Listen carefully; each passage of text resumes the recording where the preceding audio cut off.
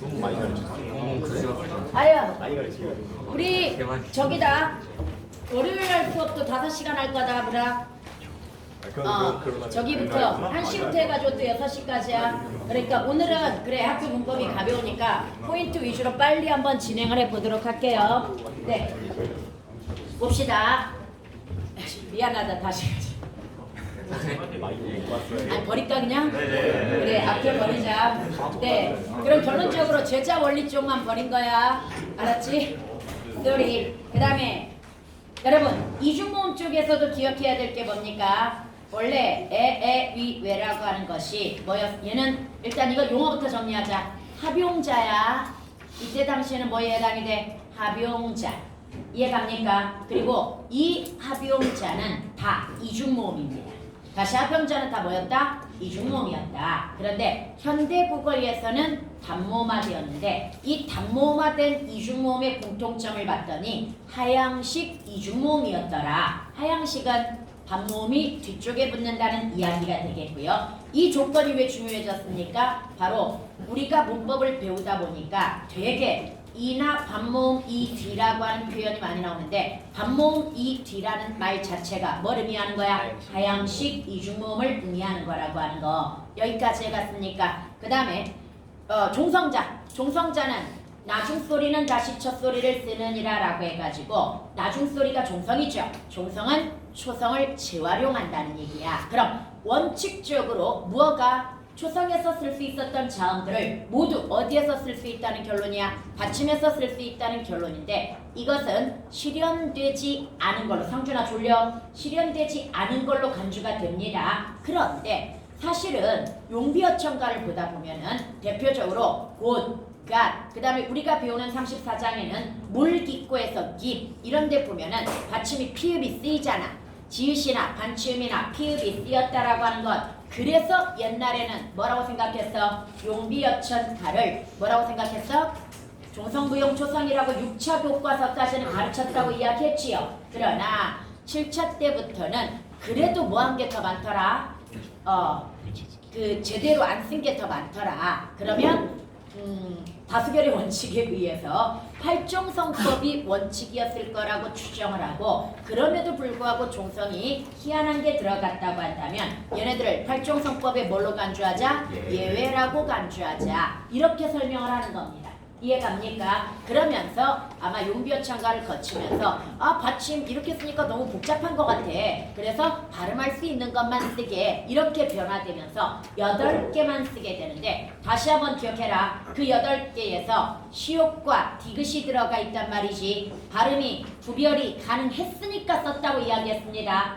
뭔 말인지 알겠죠? 그런데 근대국어는 발음이 구분이 돼 안 돼? 안 되니까 디귿으로 통일되었다고 하면 틀리죠. 뭘로 통일되었습니까? 시옷으로 통일된 거야. 웨이크 속지 마. 이것이 아니라 뭐다? 시옷으로. 사실 내가 잘못 말한 거야. 네. 여하튼 간에 여러분들 그렇게 웨이크 낼 수 있는 거야. 음절 끝소리 규칙에 우리는 워낙 익숙해져 있기 때문에 뭔 말인지 알겠지요? 그래서 조심하도록 하고요. 그 다음에 넘어가면 연서법 같은 경우에는 다시 한번 수능 아래 뭘 이었더라? 이응을 이었더라. 이거였죠. 그런데 이응을 이었어서 만들어낸 글자가 4개의 글자가 있는데 이 중에 비읍순경음은 우리말 고유 쪽에서도 썼기 때문에 자주 보이는 반면 나머지가 자주 보이지 않는 이유는 뭐 때문이다? 얘네는 주로 동국정식 한자음 쪽에서 많이 사용이 되었기 때문에 동국정식 한자음 표기는 딱 20년밖에 안 쓰입니다. 그러다 보니 금방 사라지게 되는데 그런데 2학년 문헌에 가면 뒤지게 많이 나옵니다. 왜 2학년에서는 이게 많이 나오냐면 2학년은 우리가 보통 고전문법 중세국어를 배울 때 초기 중세국어, 초기가 아니라 그 초기 훈민정음 초기 정도를 많이 배우는데 그때 하필이면 집중적으로 책들을 되게 많이 언해하면서 자료가 많이 남아 있습니다. 그럼 훈민정음 초기면 아직은 뭘 쓰던 때야? 동국정식 한자음 표기를 쓰던 때이다 보니까 그때 가면 이런 글자들이 되게 많이 나타나거든요. 그래서 2학년 문헌에서는 얘가 많이 나타납니다. 그렇지만 실제 전체 문헌으로 따지면 거의 나타나지 않을 정도로 많이 안 쓰였다는 거. 그 다음 넘어가가지고 여러분 유성마찰음 이것도 달아는 배웠으니까 이건 기억해야 돼. 학교에서 달아가 연철되지 않는 이유 가르쳐줬지요? 안 가르쳐줬습니까? 가라는 연철이 안 돼. 왜 연철이 안 돼? 뒤에 이응이 음가가 있기 때문이야. 그래서 좋아. 복잡하게 가지 말고 이렇게만 기억하자. 딱 두 개만 기억하세요. 반치음 뒤에 이응 또는 리을 뒤에 이응이 있는데 연철이 안 됐어? 그럼 왜 연철이 안 됐다? 음가가 있는 이응이었고 원칙적으로 이응은 옛이응이 존재할 때는 음가가 있다 없다? 원칙적으로는 없습니다. 그러나 반치음이나 리을 뒤에서 연철되지 않았다고 한다면 그 뒤가 뭐이기 때문이야? 유성마찰음, 정확하게는 후두 유성마찰음이라고 하는 음가를 갖기 때문이라고 이야기했지요. 이해갑니까? 그래서 이거 하나 기억해 두도록 하고요. 그 다음 병서법에서는 같은 글자를 나란히 쓰는 걸 각자, 다른 글자를 합치는 걸 합용이라고 하는데 현대 국어는 합용 병사가 쓰인다 안 쓰인다? 쓰입니다. 어디에서? 받침에서. 그런데 반대로 중세 국어는 오히려 팔종성법, 종성의 제한이 있었기 때문에 받침에서는 합용 병사를 못 써. 난 많이 봤는데 이거 뭐야? 받침에서 합용 병사 난 많이 봤는데 그럼 이거 뭐야? 문법적인 기능이지. 뒤에 거가 뭐다? 문법적인 기능입니다. 두 개가 나왔다는 왜? 28자, 여덟, 리을 비읍이잖아. 또는 골베이셔도 리을 여린이엇이잖아. 헐 따름이니라 리을 여린이엇이잖아. 이런 거 뒤쪽이 전부 뭐다? 문법적 기능을 갖는 거라고 하는 거. 이해갑니까? 그 다음에 초성에서는 쓰이죠.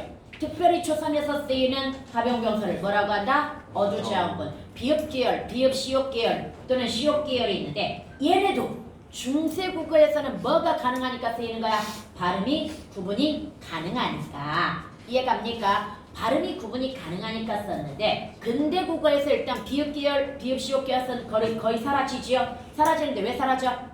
어려우니까. 뭐가 어려우니까? 발음이 어려우니까. 즉 발음이 구분이 됐다 안 됐다? 안 됐다라고 하는 사실. 그런데 선생님 시옷계열은 여전히 남아있잖아요. 네. 그럼에도 불구하고 시옷계열도 제대로 발음하지 못하고 된소리로 발음했을 거라고 추정을 하는데요. 선생님 그럼 왜 글자는 남아있어요? 원래 비읍계열도 18세기까지 나타나.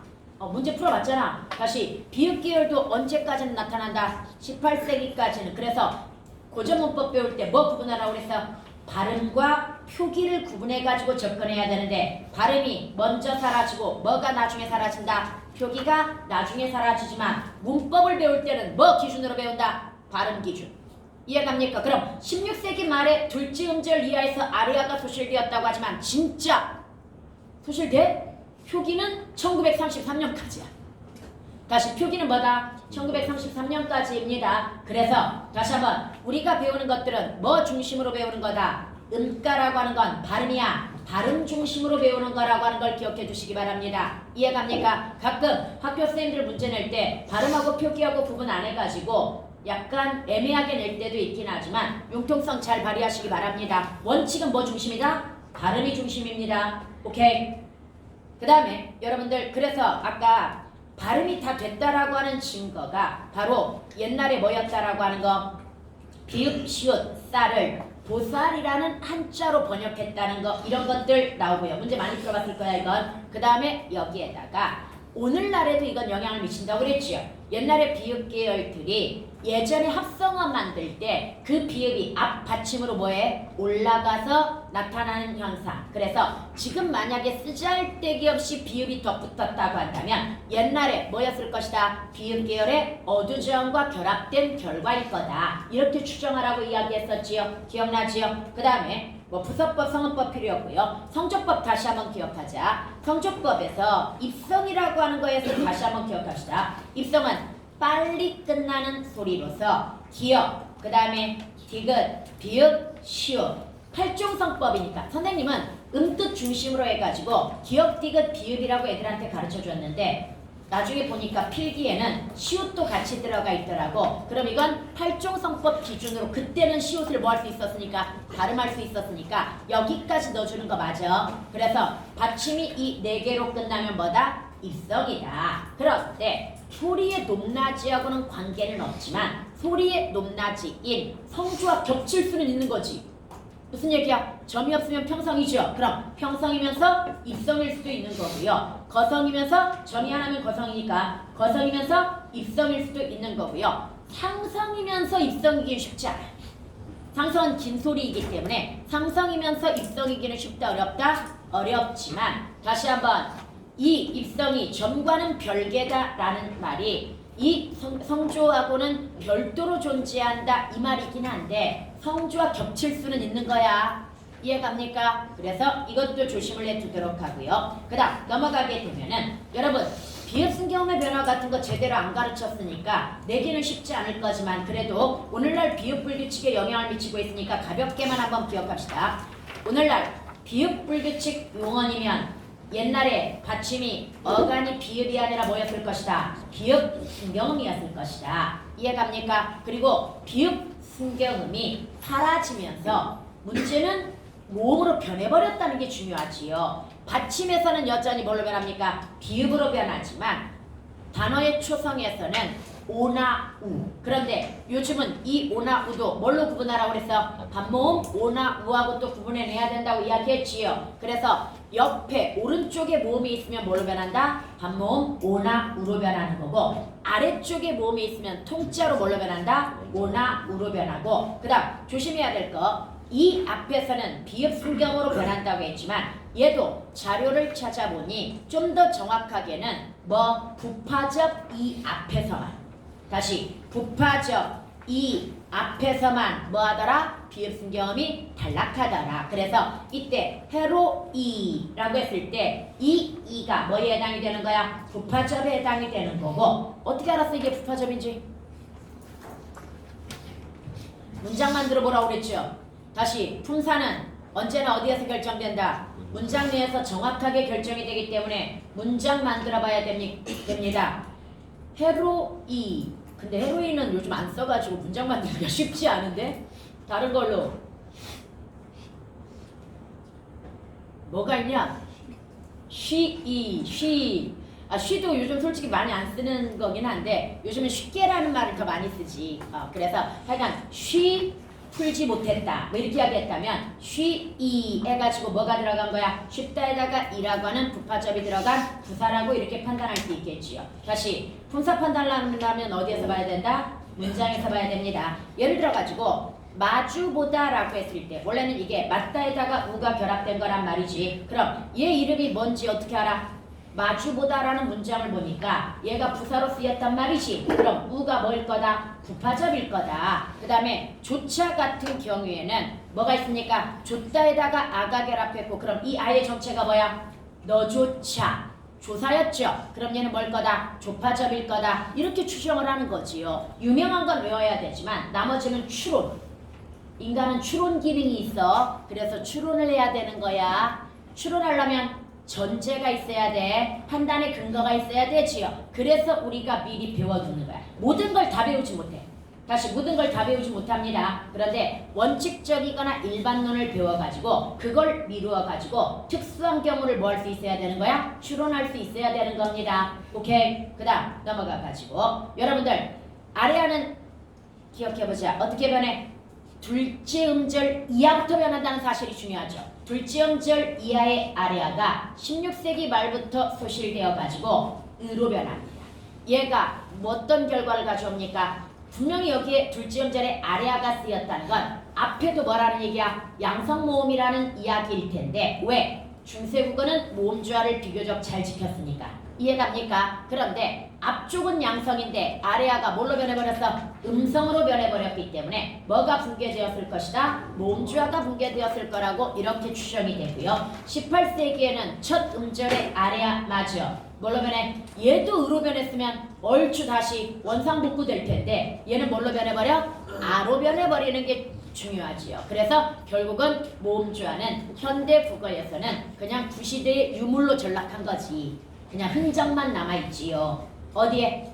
용언의 어간과 어미 사이나 또는 음성상징어 이쪽에만 모음주화가 유물로 남아있는 거야. 이해갑니까? 그럼 그 밑에 가게 되면은 반치음. 반치음은 현대국어 어디에 영향을 준다? 시옷불규칙. 만약에 현대국어에서 시옷불규칙을 겪고 있는 용언이라고 한다면 얘는 고전에서 받침이 뭐였을 거다? 반치음이었을 것이다. 그런데 얘네가 활용 과정에서 시옷이 탈락하는 이유가 활용을 하면서 몸으로 시작하는 어미를 만나면 시옷이 뒤로 넘어간단 말이지. 근데 옛날에는 이게 뭐였던 게 문제야? 반치음이었던 게 문제죠. 반치음이 넘어가는 과정에서 이게 사라져버린 거지. 그래서 결론적으로 시옷 탈락의 결과를 가져오게 되는 겁니다. 이해 갑니까? 오늘날의 관점에서는 시옷 탈락이야. 옛날의 관점에서는 뭐 탈락인 거야? 반치음 탈락인 거야. 뭔 말인지 알겠지요? 그 다음에 넘어가가지고 여린 이웃은 주로 문법적 기능으로 많이 쓰인다고 그랬고요. 옛니은 같은 경우에는 일반적으로는 음가가 없지만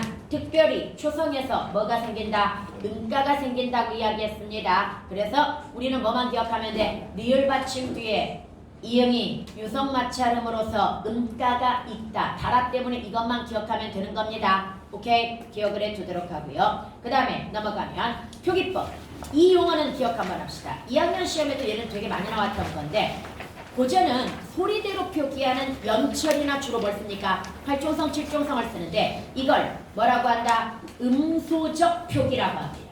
다시 소리를 중시하는 표기를 뭐라고 한다? 음소적 표기라고 하는데 이때 표의로 같다는 건 소리보다 뭘 중시하게 되었다는 얘기야? 의미를 중시하게 되었다는 이야기야. 그럼 의미 파악을 위해서는 뭐가 더 쉬운 거야? 분철이나 종성부용 초성이 더 쉬운데 분철이 원래 형태를 뭐 하는 거야? 살려서 적는 거잖아. 원래 기본형의 형태를 살려서 적는 거다 보니까 얘가 뭐가 되는 거야? 형태 음소적 표기. 선생님 분철이면요 형태적 표기라고만 하면 되잖아요. 근데 왜 음소가 붙어요? 현대국어의 표준어 맞춤법 제1조 1항 소리대로 이거야. 소리대로 쓰되 이게 바로 음소적 표기야. 그 다음에 어법에 맞도록 함을 이게 바로 뭐야? 형태를 중시한다는 이야기야. 뭔 말인지 알겠지요? 그래서 현대국어 표기는 뭐다? 형태 음소적 표기. 그래서 시험에서는 이거 2학년에서 어떻게 나왔냐면 분철이 바로 뭐인 거야? 형태 음소적 표기인 거고 연철이 바로 뭐다? 음소적 표기라고 해가지고 이 용어를 가지고 시험에 아주 자세히 출제가 되었었습니다.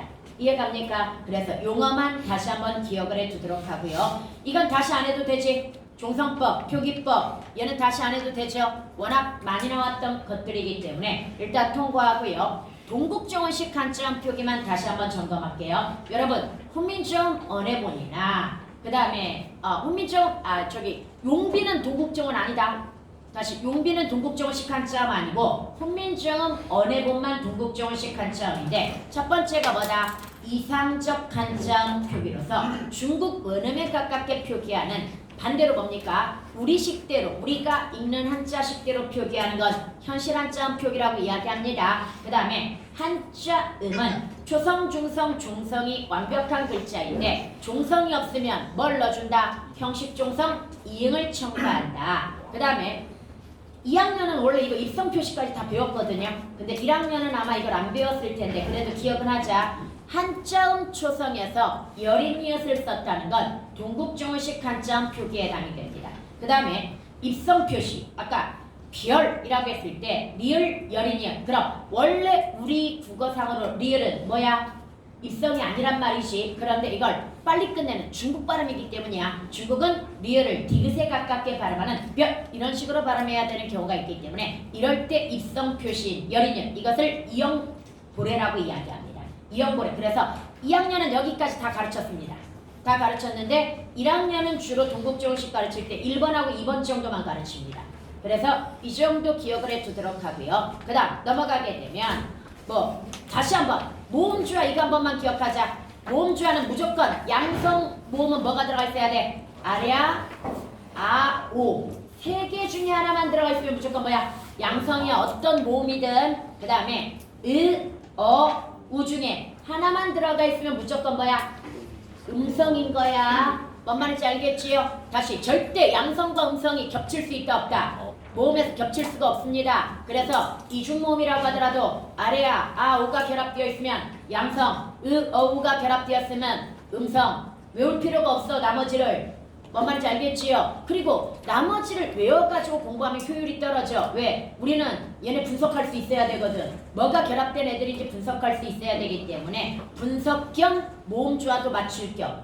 뭔 말인지 알겠죠? 그래서 분석할 수 있어야 됩니다. 얘 뭐가 결합되었을까요? 얘 양성이야? 음성이겠지요. 얘는 음성학적으로 E 플러스 뭐야? A에 해당이 됩니다. 그런데 현대국어에서는 더 이상 분리하면 안 돼. 현대국어의 얘는 음운계수 몇 개? 2개가 되는 거야. 그러나 중세국어에서는 얘 어떻게 분석해야 돼? E 플러스 L을 다시 분석해야죠. 플러스 반모음 2가 되겠지요. 이해갑니까? 그러면 중세국어에서는 음운계수 몇 개? 3개가 되면서 중간에 어가 들어가 있으니까 당연히 뭐에 해당이 되는 거야? 음성에 해당이 되는 거겠지요. 여기까지 갔습니까? 네. 그러면 이건 이 정도만 하도록 하고요. 그 다음 두음법칙, 구개음화 이런 것들 이건 어차피 뒤에 가가지고 한 번씩 다시 지문을 통해서 설명을 해야 되는 거니까 통과를 하도록 하고요. 혹시 다라에서 르불 규칙 언급해줬니? 그냥 넘어갔어. 그냥 달아 넘어갔어. 다라 자체를 거의 안 배웠다고? 그 다음에 이제 주격조사. 빨리빨리 하자 이거. 주격조사는 뭐만 존재했어? 이만 존재했는데 자음 뒤에서는 오리지널 이. 그 다음에 이나 반모음 이 뒤에서는 탈락. 그걸 지휘한 모음 뒤에서는 짝대기 이. 그런데 이렇게만 외우면 쉽지만 자음 뒤에서는 연철이 된다는 게 문제이고요. 모음 뒤에서는 축약이 된다는 게 문제죠. 그래서 그런 것까지 이거 충분히 너무 많이 나와가지고 익숙하리라고 생각하는데 이것만 조심하면 됩니다. 형태는 같아. 중세국어의 형태는 소리 같지요. 그런데 얘네가 해석을 보니까 다시 한번 배우지 않은 건 원칙적으로 뭘 줘야 된다? 해석을 줘야 되는 겁니다. 위에 건 소리가라고 해석이 되었고요. 밑에 건 소나무가라고 해석이 되었단 말이야. 그러면 위에 건 주격조사가 지금 뭐 되었다고 봐야 돼? 탈락. 뭐이기 때문에? 이나 반모음 이 뒤이기 때문에. 그런데 위에 거 소나무가 고전해서 뭐야? 솔. 그러면 얘는 자음 뒤에 이가 결합되어 가지고 뭐 되었다고 봐야 돼? 연철되었다고 봐야 되겠죠. 이런 것만 조심하세요. 이해갑니까? 그 다음에 이라고 하는 조사는 주격조사에만 해당되는 것이 아니라 복격조사라든지 어디까지도 다 해당된다. 서술격조사도 조건이 똑같다고 이야기했고요. 서술격조사 나왔으니까 하나만 기억하자. 현대국에서는 서술격조사가 이다이지만 고전에서는 평서형이 라야. 이라. 그러면 결론적으로 뭐 여기 보면은 예를 들어서 대옴이라라고 했을 때 여기에서 대옴이다. 현대국어는 됨이다지만 그러면 기억해보자. 되다가 어근이고요. 그 다음에 미음이 명사형 전성어미 명전어일 텐데 고전은 명전어가 뭐가 있습니까? 옴이 있는데 모음주어 지켜야죠. 그럼 뭐가 들어가?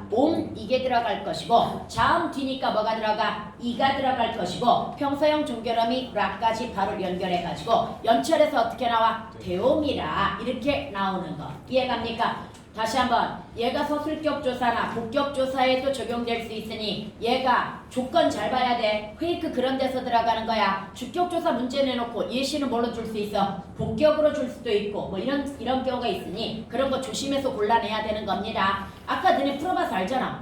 풀어봐서 겉으로 보기 쉽지만 사실 내신에서는 선적 내신에서는 페이크라든지 어려운 헷갈리는 지점을 되게 많이 놓기 때문에 단순 문제 같아도 답은 쉽게 나오지 않습니다. 뭔 말인지 이해갑니까? 그래서 이런 페이크 지점들을 조심해야 된다라고 하는 거. 오케이. 그 다음에 아까 나라도 그런 데서 페이크 될 것 같아. 그러니까 잘하는 애들은 두 번 생각하는 거고 못하는 애들은 그냥 대충 생각해가지고 한 번에 이거네 하고 넘어가는 거고 그래서 틀리는 거고 그래놓고 나중에 알았는데 그러면서 후회하고. 그 다음에 여러분들 넘어가가지고 관형격 조사. 여러분 시옷은 무정물 또는 무정명사라고 이야기합니다. 높임의 대상에서 쓰는 관형격 조사인데 2학년은 뭐도 가르쳤냐면 이도 가르쳤어.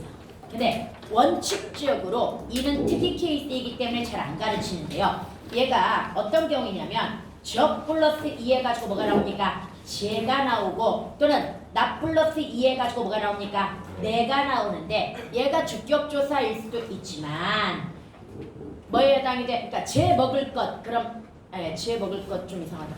저의 먹을 것 이건 이렇게 되고 또는 뭐 내 간이 그러면 내가 간이 뭐 이런 뜻이겠지만 만약에 내 사람 그럼 뭐가 될까?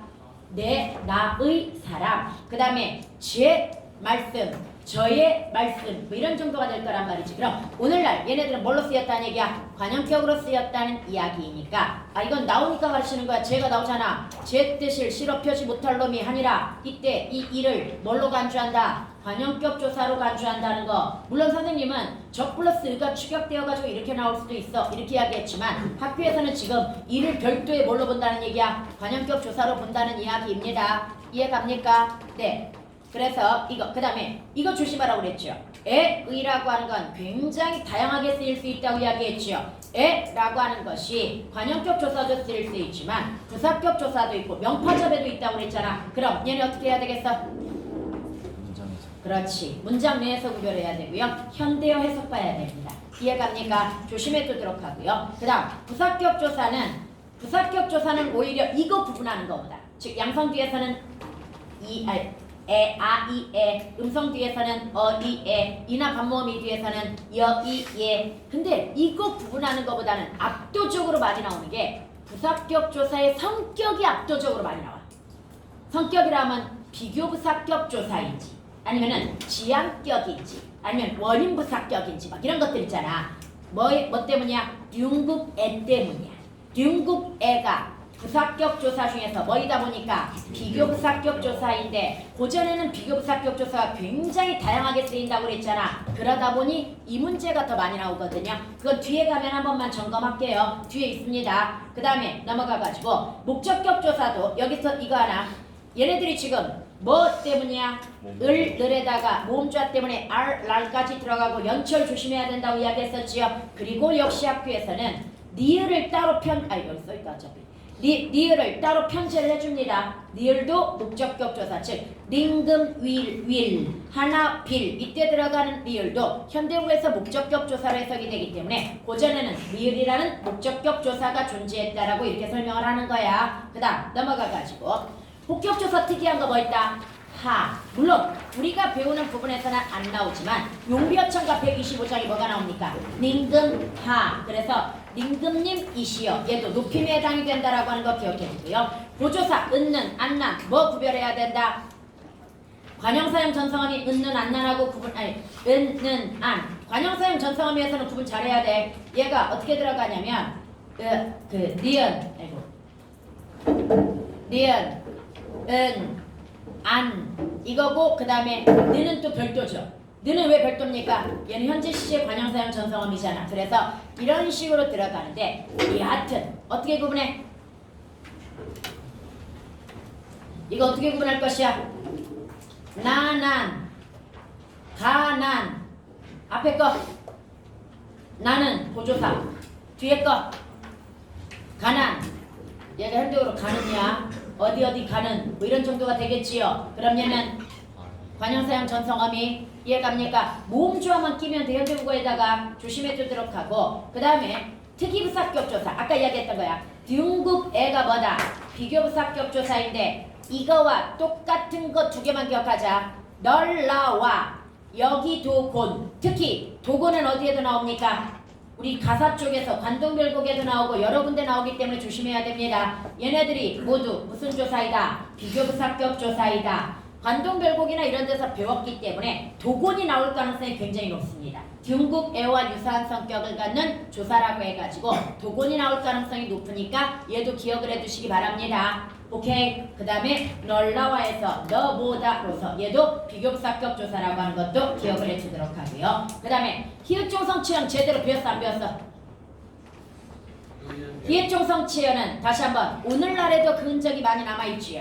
히읗이 없음에도 불구하고 뭐 크트프치가 배워야 진짜 봤더니 34장에 히읗종성치연이 2번이나 나오는데 배워야지. 다시 한번 여기에서 뭐가 히읗이 없음에도 불구하고 그드부지가 뭐가 되는 경우가 있다. 크트프치가 되는 경우가 있는데 그럼 이건 중세국어에서 뭐였을 것이다. 히읗종성치연이었을 것이다. 여기까지 해갔습니까? 그럼 히읗종성치연이 중세국어에는 뒤지게 많았는데 문제는 이 히읗종성에서 히읗종성이 사라진 이유는 중세국어에서도 종성임에도 불구하고 종성이 뭐야? 받침. 근데 받침에서는 존재할 수가 없다는 아이러니하지. 앞뒤가 안 맞지. 다시 종성임에도 불구하고 어디에는 존재할 수 없다. 종성에서는 존재할 수 없다. 즉 단독으로 쓸 때 종성에 히읗을 쓸 수 없다는 얘기입니다. 그리고 관용격 조사 시옷이 붙을 때도 자리를 뺏깁니다. 이해갑니까? 그러나 드디어 얘가 존재 가치를 드러낼 때는 연철되었을 때 받침이 뒤로 올라가지요. 그러면서 제 음가대로 쓰이게 된다고 이야기했지요. 그때서야 너 히읗종성이었어? 이게 되는 거야. 뭐로 시작하는 조사가 결합되었을 때. 왜 조사야? 치연되니까. 이해갑니까? 뭐로 시작하는 조사가 결합되었을 때 드디어 뭐가 나타난다? 히읗이 나타난다. 연철되어가지고 그 다음에 기역 디귿으로 시작하는 조사도 축약되어가지고 히읗이 흔적을 나타내게 되는 거야. 그래서 따 플러스 과하면 뭐가 되는 거야? 따, 콰 이게 되는 거야. 그 다음에 따 플러스 에면 뭐가 되는 거야? 따, 해 라고 해가지고 이때만 나타날 수 있다라고 하는 거. 이해갑니까? 히읗종성 치연입니다. 다시 히읗종성 치연의 존재는 언제만 드러난다? 연철되었을 때만. 이해갑니까? 연철되거나 또는 축약되었을 때만 그 존재를 드러낼 수 있고 받침에서는 실제로 존재를 드러내지 못하는 애고 그러다 보니까 이렇게 존재감이 약한 애가 버티기 쉬웠겠어? 어려웠겠어? 어려웠겠지. 그래서 사라져버렸는데 그때 히읗종성이 존재했을 당시에 합쳐진 뭐가 있겠어? 단어들이 있겠지. 대표적으로 수 플러스 닭 이런 것들 뭘로 남아있어? 수, 닭, 안 플러스 박, 안, 파 이런 식으로 남아있게 되는 겁니다. 이해갑니까? 그 다음에 여러분들 밑에 내려가게 되면은 기역 덧생김 치연. 사실 얘가 지난 문법까지 대단히 중요했습니다. 왜? 용비어천가 제2장에 뿌리 깊은 남, 간에 들어가 있었기 때문이야. 그런데 안 배웠지 지금 2장? 그러면 기역 덧생김 치연은 뭐만 기억하자? 나무, 프린트에 있어? 나무, 부무, 면은 이 세 개 단어에만 해당되는데 이거 다시 한번 기억하자. 얘는 역시 자음으로 시작되는 조사나 와하고 결합되었을 때는 뭐다? 연철이 아니야. 근데 이것도 2학년 시험에는 이 와가 이응이 응가가 있는 이응이라고 하는 유성마찰음이라고 하는 뭐 그런 언급도 좀 나오긴 했거든요. 근데 우리는 거기까지 알 필요는 없고요. 와를 제외한 모음으로 시작하는 조사를 만나게 되면 어떤 현상이 발생하게 된다고 이야기했습니까? 모에서 먼저 뭐가 사라진다? 마지막 모음이 사라지고 남은 자음은 어디로 올라간다? 밑에 받침으로. 그래서 남 여기가 되는 거고 바로 이 뒷자리에 뭐가 붙게 된다? 기역이 더 생기면서 나머지 조사, 모음으로 시작되는 조사가 붙으면서 이가 붙으면 남기가 되는 거고 애가 붙으면 남개가 되는 거고 그 다음에 은이 붙으면 남간이 되는 거야. 이해갑니까? 이런 식으로 변화한다는 거. 이때 왜 여기에 은이라고 그랬는데 안이 붙었어? 모음조화 지켜야 되니까. 앞에 아잖아. 그럼 모음조화 지켜야 되니까 은 대신에 뭐가 들어가야 된다? 안이 들어가 줘야 되는 거겠지요. 여기까지 이해갔습니까? 그래서 기역 덧생김 치연까지. 사실은 선덕에서 원래 전통적으로 이 둘 중에 하나를 꼭 내거든요. 둘 중에 하나를 꼭 내는데 올해는 어찌 될지는 모르겠습니다. 워낙 프린트에는 있지만 선생님이 자세히 설명하지 않았다면 어찌 될지는 모르겠고요. 그 다음에 중세국어 어미에 명사형 전성어미 뭐가 있다? 다시 한번 현대국어는 미음과 음이 명전어도 있고 명파적도 있어가지고 우리를 힘들게 하지만 고전에서는 아예 형태적으로 분리가 되어 있는 거죠. 명전어는 뭐? 뭐만 지키면 돼? 모음조화만 지켜주면 되겠지요. 그리고 오히려 얘도 기출문제 풀어보면 진짜 많이 나옵니다. 명전어 명파적 진짜 많이 나오거든요. 그래서 고전에서 다행히 형태적으로 분리가 되어 있었다는 건 명파적은 미음, 음이었어. 그리고 암이라는 모음조화를 지키기 위한 뭐가 있었던 거야? 또 명파접이 있었던 거야. 그리고 역시 거꾸로 우리가 현대국어에 이라고 하는 명파접이 있거든요. 그런데 먹이할 때 이런 명파접이 존재하는데 고전에서는 얘도 형태적으로 분리가 되어 있었어. 그러니까 오늘날에는 명파접 부파접 뭐 이런 거하고 헷갈리잖아. 그런데 고전에서는 형태적으로 에나 의라고 들어가는 것만 뭐였다? 명파접이었다라고 하는 거. 그러면 오늘날의 이라고 쓰이는 건 옛날에는 뭐의 기능만 가지고 있었다? 부파접의 기능만 가지고 있었던 거야. 여기까지 가지요. 얘 진짜 많이 나와. 기출문제 풀다 보면은. 근데 학교에서 역시 면밀히 안 배웠다고 하더라도 어디에 들어가 있어? 수매에 들어가 있기 때문에 학교 선생님들은 제대로 안 가르쳤어도 그렇게 수매 같은 데서 한번 언급했으면 가르친 거야.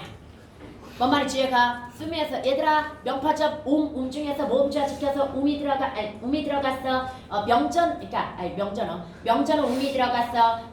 오늘날에는 이 명전어가 미음음인데 옛날에는 미음음은 그냥 명파적 기능만 했어. 하고 이렇게 하면 대충 넘어가 버린단 말이지. 그럼 애들은 뭐야? 뭐 하고 끝나. 근데 문제는 선생님은 가르쳤어. 그러니까 내는 거야.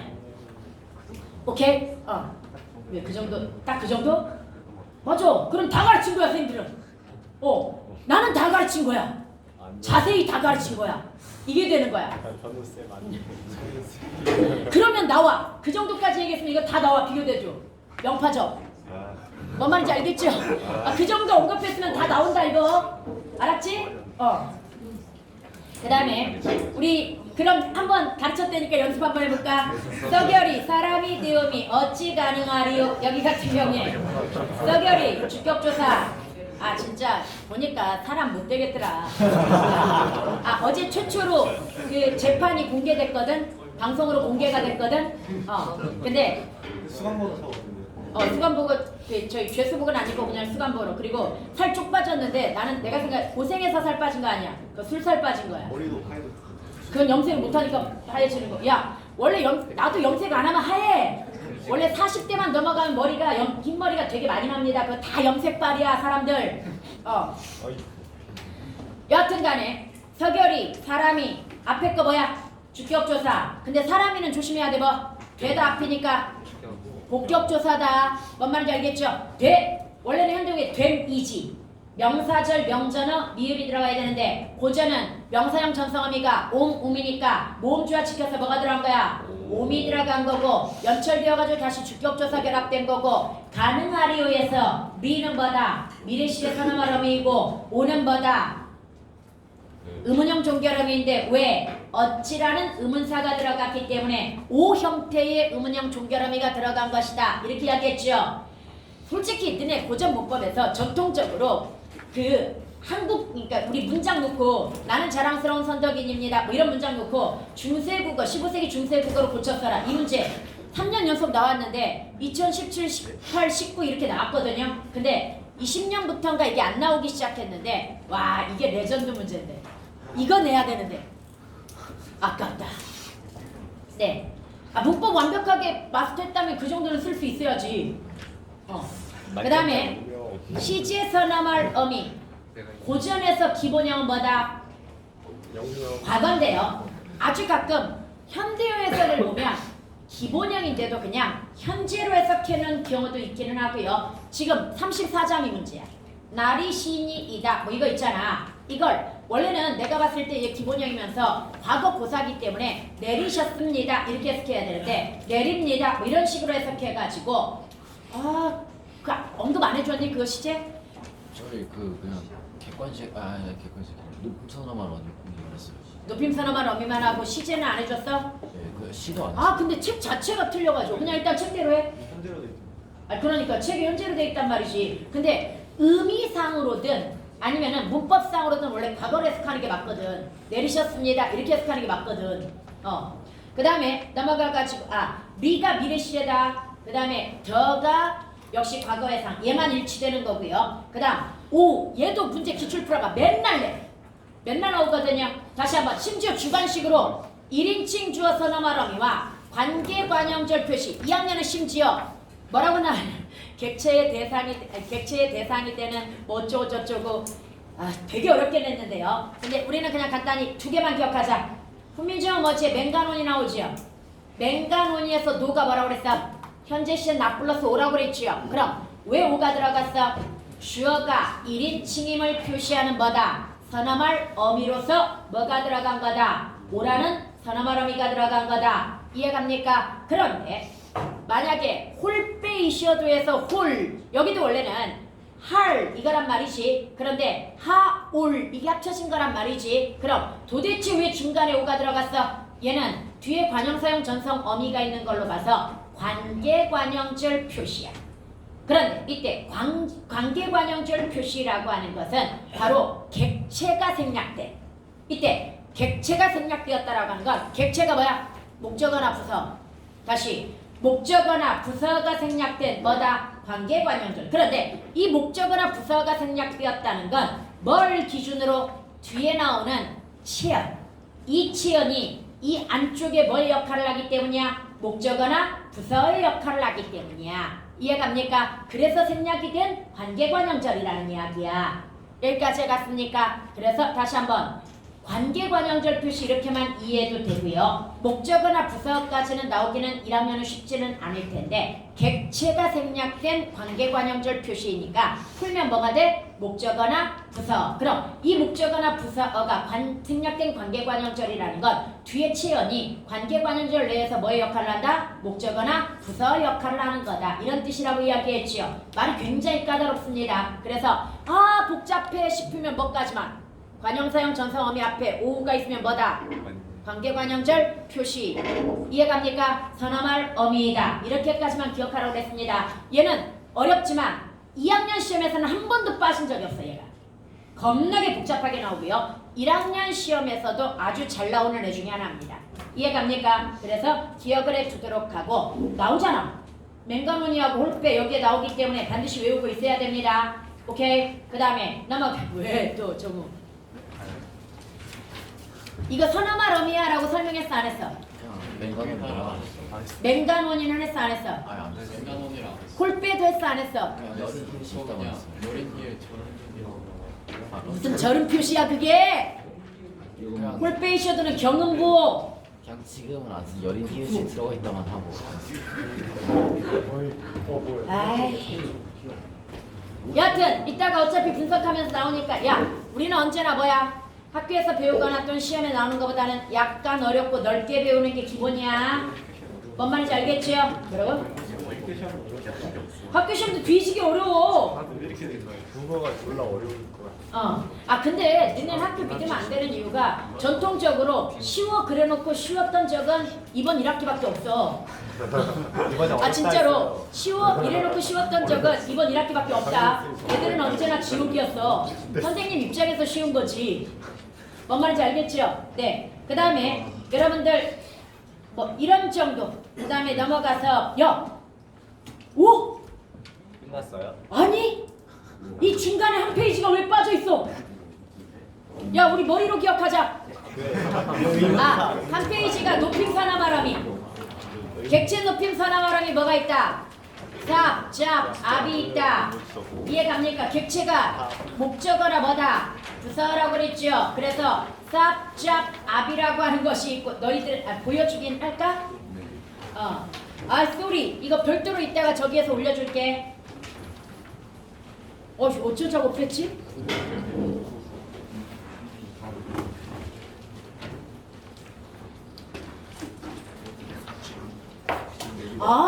여기에 빠져 있었구나. 이런. 원본에 이게 미안해 실수했어 내가. 에이 왜 그랬을까? 여기는 필기가 안 돼 있네.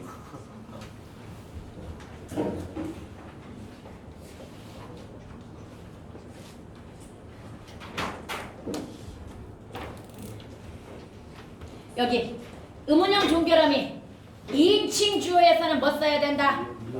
니은다. 미래 시제라면 리을다 정도가 들어갈 수 있다고 이야기했고요. 문제는 고절에서는 자네나 그대라는 말도 잘 쓴다. 자네와 그대도 2인칭입니다. 그 다음에 Y.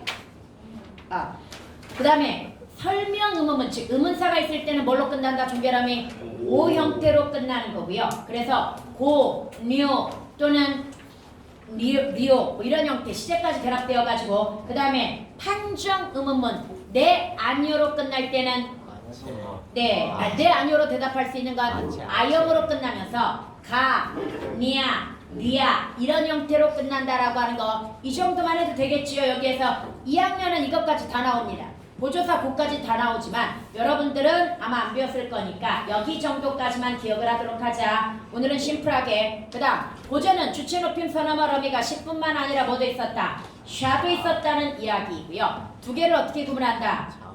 자음 앞에서는 시, 모음 앞에서는 샤. 그런데 예시를 보면 자음 앞에도 샤는 많더라. 그러면 예외인가? 아니라고 그랬지요. 무조건 그래. 모음 앞이라고 그랬지요. 그런데 왜 자음 앞이야?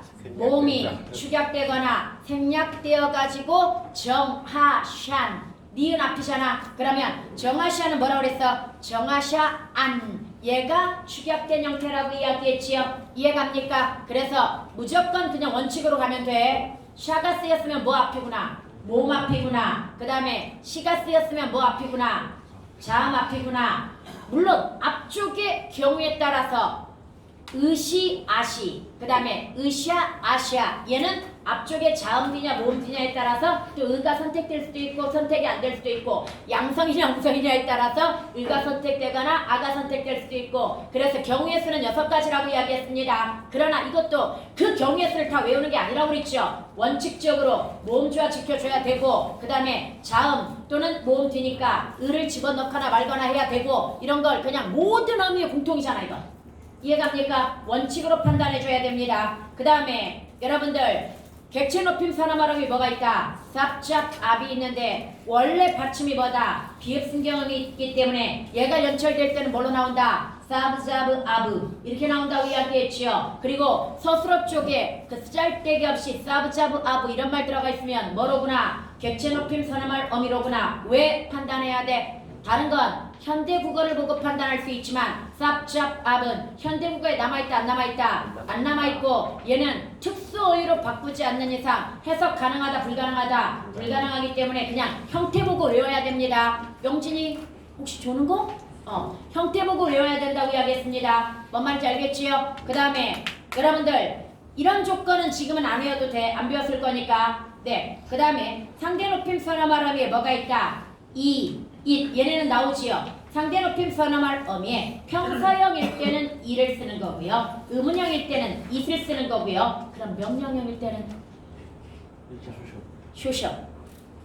다시 명령형일 때는 뭐다? 쇼셔를 쓰는 겁니다. 뭔 말인지 알겠죠? 그래서 여기에서 이다 또는 이다 형태로 나오면 현대국어에는 얘가 종결 어미로 통일되었다고 그랬죠? 비읍니다. 씁니다로 해석하면 되는 거고 it 얘는 의문형 상대 높임이기 때문에 고라고 하는 거나 가와 합쳐가지고 있고 있가 이런 형태로 나타날 거란 말이지. 그럼 고전에서 형태수 분석은 뭐야 이게? 선어말 어미 플러스 종결 어미야. 그러나 현대국어는 이 선어말 어미가 사라지면서 종결 어미 쪽에 상대 높임이 생겨났기 때문에 비읍니까? 씁니까로 바꿔주면 된다고 이야기했었지요. 그래서 믿으니이까 이거 하나만 해보면 니는 객관적 믿음의 선어말 어미고 그래서 믿 플러스 은이 플러스 잇 플러스 가니까 뒤에 습니까로 해석을 해줬고요. 그 다음에 여기에다가 믿다의 시제가 전혀 없으니까 기본형이죠. 그럼 과거 시제로 해석해가지고 뭐가 됩니까? 믿었습니까? 오우가 사라졌듯이 뭐도 사라졌어? 은이도 사라지거나 또는 결합이 돼버린 거야. 다른 거하고 결합되어 가지고 오늘날 현대국어에서는 얘는 단독으로 존재하지 않는 거야. 니는 뭔 말인지 알겠죠? 다시 오늘날에도 솔직히 니다, 니까 뭐 이런 거 니 많이 들어가긴 하는데 오늘날은 니는 단독으로 존재한다, 존재하지 않는다? 존재하지 않지만 고전에서는 오나 우, 니 같은 단독 선어말 어미가 존재했었다라고 하는 걸 다시 한번 기억을 해주도록 하는데 뭐 봐라? 배우지 않았다면 현대국어 해석 보고 풀어라. 뭔 말인지 알겠지요? 기억해놔야 되겠지요? 그럼 이렇게 해가지고 뭐 전미사 같은 경우에 명파접 뭐가 있다? 애와 의가 있다라고 하는 거. 그리고 부파접에 뭐가 있다? 이가 있다라고 하는 거 기억을 해두도록 하고요. 그래서 이거 한번 볼까요? 위에 건 깊이이고 밑에 건 깊이인데 현대우에서 둘 다 뭘로 해석할 거야? 깊이로 해석할 거야. 그럼 현대국어는 이 형태만 보고 얘 품사를 판단할 수 있어 없어? 없어. 그래서 문장 내에서 깊이 묻어라. 그럼 부파접이 붙었구나. 깊이를 재봐라. 그럼 조사 앞이니까 뭐야? 명파접이 붙었구나. 이렇게 판단하지만 얘는 그냥 단어로 판단할 수 있죠. 위에 건 부파접, 밑에 건 명파접. 그럼 위에 건 부사, 밑에 건 명사. 이렇게 판단할 수 있다라는 이야기입니다. 이해갑니까? 지금 선생님들이 약간 오판하고 있는 것 같아요. 현 3학년까지는 엄매라는 파트가 존재해. 그래서 언매가 문법하고 그 다음에 매체라고 해가지고 다른 영상 매체나 아니면은 뭐 그 신문이라든지 막 이런 영상 신문 막 이런 거 있잖아. 인터넷 매체 이런 거 가지고 같이 결합해가지고 나오는 문제인데 거기가 11개가 나오거든요. 11개가 나오는데 그 중에 5개가 문법이고요. 6개가 매체 문제 형태야. 근데 일단 이게 언어와 매체라는 과목이라는 이름이 주어지니까 굉장히 중요하게 느껴져. 그래서 문법을 굉장히 중요하게 다루었던 그런 시절이거든요. 근데 지금 여러분부터는 언매가 사라졌단 말이지. 옛날로 돌아갔어. 그러면 언매가 사라졌으니까 문법도 약화될 것이라고 생각을 했을 가능성이 높아. 근데 여전히 문법은 5문제야. 뭔 말인지 얘가? 그리고 문법 난이도도 똑같아. 그러니까 언매에서 문법을 보든 그냥 보든 문법은 5문제 똑같고요. 그 다음에 오히려 더 중요해지게 의무가 되었어. 이제 선택이 아니라 모든 학생은 그냥 뭘 봐야 돼? 문법 5문제를 풀어야 됩니다. 그리고 내신에서도 중요하게 다루어지죠. 내신에서도 4분의 1이 문법입니다. 물론 공부는 더 투자가 되지만 실제 범위상으로만 보면 4분의 1 정도가 문법이거든요. 근데 언매가 사라졌으니까 문법이 약화되었다라고 단순 판단을 했을 수도 있어. 그래서 요즘 문법을 살짝 소홀하게 가르치는 경향이 없지 않아 생긴 것 같아. 그냥 과목 하나가 사라졌으니까 느낌이 딱 그거야. 너무 소홀해 지금 옛날보다. 그래도 다시 한번 모의고사 봐봐서 알잖아. 모의고사나 3학년 때 보는 문법이 쉬워진 게 아니야. 문법은 더 진화할 수밖에 없어. 왜? 어려운 거 나오죠? 그러면 그 기출문제라고 해가지고 뒤지게 열심히 애들이 푼단 말이지. 그리고 그걸 푸는 방법을 익힌단 말이지. 그럼 더 이상 이건 어려운 문제가 안 돼. 그럼 또 다른 어려운 문제를 찾아서 이게 된단 말이지. 그래서 문법은 계속 진화해 왔거든. 옛날 문제 풀어봐. 그냥 답이 손들고 나와. 근데 옛날에는 그게 어려웠어. 근데 지금은 그 뒤지기 쉬운 게 되는 이유가 애들은 다 기출의 달인들이기 때문이야. 그래서 너네도 착각하면 안 돼. 학교에서 너무 가볍게 배운다고 해가지고 문법을 그냥 가볍게 배워놓으면 된다고 생각하면 안 됩니다. 일반고 애들이 3학년 때 개고생하는 이유가 언매 내지는 문법 때문이야. 얘네들은 공부를 안 하면 할 건 뒤지게 많아. 공부할 건 뒤지게 많은데 5문제야. 그런데 또 모르면 다 틀려. 뭐 이런 느낌이란 말이지. 근데 너무 소홀해진 것 같아서 조금 섭섭합니다. 네, 어휘의 변화 이제 마지막으로 정리합니다. 어형의 변화는 의문의 소실이나 문법의 변화로 인하여 글자 형태가 바뀌었다는 이야기가 되겠죠. 그래서 대표적으로 아래아자 들어가는 하다는 아래아가 소실되면서 뭘로 바뀐 거야? 하다로 바뀐 거다. 또는 펴디는 부기음화에 의해서 뭘로 바뀐 거야? 펴지. 얘네들은 언어의 외적 형태만 바뀐 겁니다. 그럼 어휘가 완전히 사라져버리는 케이스가 있단 말이지. 그 중에 얘 한번 보자. 중세국어에서 아자가 들어가는 하다는 오늘날 써 안 써? 안 써. 학교에서 짤데기 없이 오늘날 어디에서 쓰는 거 남아있어. 그건 예스런 표현. 뭔 말인지 얘가 오늘날 뭐 참 그랬고 이런데 아래에 남아있으니까 쓰는 거야? 그냥 예스런 표현. 뭔 말인지 알겠죠? 예스런 표현을 그냥 살려가지고 써주는 거야 오늘날에. 몇 뿌리 이런 것도 남아있어. 왜? 이거 산봉우리라는 뜻이거든. 그럼 오늘날 어딘가 합성어 같은 거나 단어에 일부 남아있다고는 하지만 하다라는 단어를 써 안 써? 하다라는 많다 크다의 뜻을 가진 하다라는 단어를 쓰지 않습니다. 그럼 얘네는 사어야. 사멸에 해당이 되고요. 그 다음에 우리 어디에서 저쪽 그 훈민정 언해본에서 정확하게 이거 다 구별해낼 수 있어야 돼. 형태가 변한 건 다뤄주지 않는 이유가 워낙 많으니까.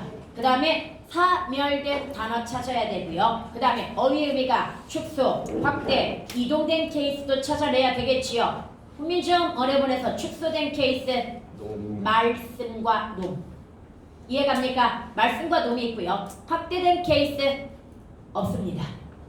훈민정 언해본에는 없습니다. 그 다음에 이동된 케이스 어여쁘다와 어리다. 뭔 말인지 알겠죠? 이 정도 기억을 해놓도록 하고요. 네, 이렇게 해가지고 우리가 전체적으로 이론만 한번 정리를 해봤고 이제 조금만 쉬었다가 훈민정 언해본하고 용비어처가 전부 분석 한번 해보도록 할게요.